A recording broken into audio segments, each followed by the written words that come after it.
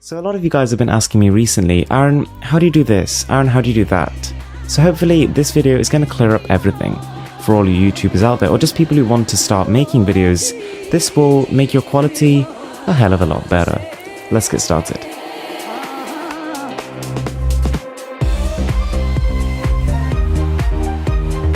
So every good video starts with an idea, and to get one, I normally do one of two things. The first one is I'll go through my entire previous video set, just kind of browse around and see the videos which have got more likes and comments from you guys. And the videos with higher engagement, I'll make similar kind of videos. So that's why it's just so useful for me when you guys like and comment on the videos. It just kind of gives me an indication of what you guys enjoy. The other method I sometimes use is I'll just kind of pop onto the Google's keyword planner and I'll type in a keyword. It could be anything. It could be Android, it could be smartphone, it could be smartwatch. And the keyword planner is quite clever. It'll sort of tell you when you type in a specific keyword, it'll tell you more general terms that are being searched for, and you can figure out what's trending.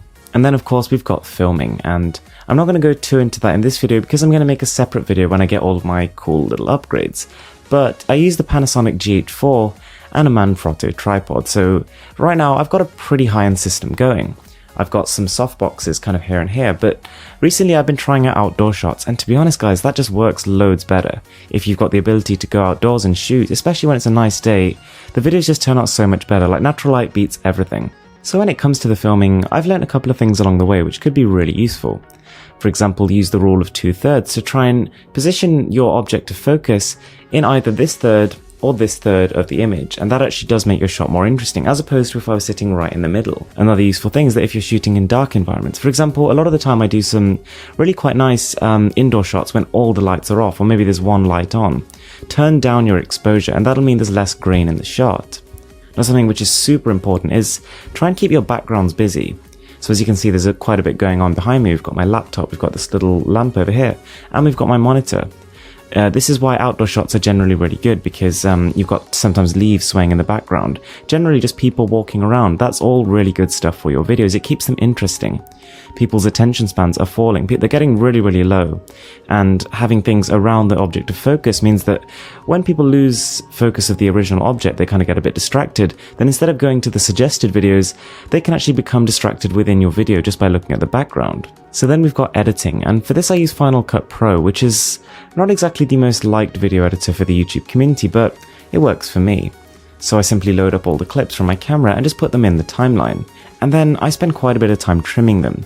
So by trimming them, I'm trying to make the clips sharper and more to the point. So it turns out that in a 4-minute video, I can have as many as 150 clips. So you can imagine that it takes a lot of time to actually do that. And then, to be honest, it just doesn't get much better because we do the voiceover, and this takes me sometimes an hour per video because I just suck. So something I was a bit reluctant to do a while back, because to be honest it took me long enough as it was to make a video, is then export your audio file to a program called Audacity. Now Audacity is probably the best free audio editor, and yes, it does add an extra 5 minutes onto making each video, but in my opinion it's well worth it. I mean, it takes your audio up a notch, and that's 50% of the battle. So the two effects I use are the compressor and the noise remover. Now the noise remover is probably pretty self-explanatory, but it is better to use on Audacity than it would be, for example, the built-in one in Final Cut Pro. Now the compressor is quite interesting. It takes the really loud parts of your audio and the really quiet ones, and it kind of equalizes them a bit. It makes the audio less jarring to listen to. So then we flick back to the video, and I'll just add a few finishing touches. For example, we've got my intro and my outro, and they were actually designed by a graphics designer. I know I keep getting questions like, how did you make that? That's awesome. And I wish I did it myself, but I didn't. But then again, you can find a lot of these guys for not too much money. They're quite reasonable. So after that, I do some motion tracking, which basically allows text to follow an object in the video, and it looks super cool in action. And to do that, I use mCallouts, which is a plugin just for Final Cut Pro. I'll link it in the description. So then we've got color grading, which is kind of the last thing I do, the icing on the cake. And for most of you guys, I would not recommend it. I mean, I use it because I'm a bit of a perfectionist and I kind of annoy myself with it.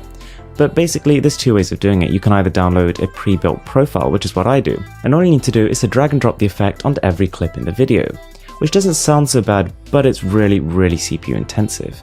In fact, I've got basically the highest spec MacBook you can buy right now, and it just slows to a crawl. It pretty much can't cut it. So unless you've got some ultra powerful PC, I wouldn't recommend you do it.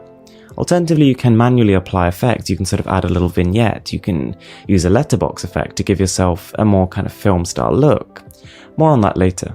And then we've got the thumbnail, and yes, it is underplayed by a lot of video creators, but I'm willing to guarantee that for every successful video out there, the thumbnail has had something to do with it, because it's the thing people click on, it's the thing that people see just before they enter their video, and that's what sells it.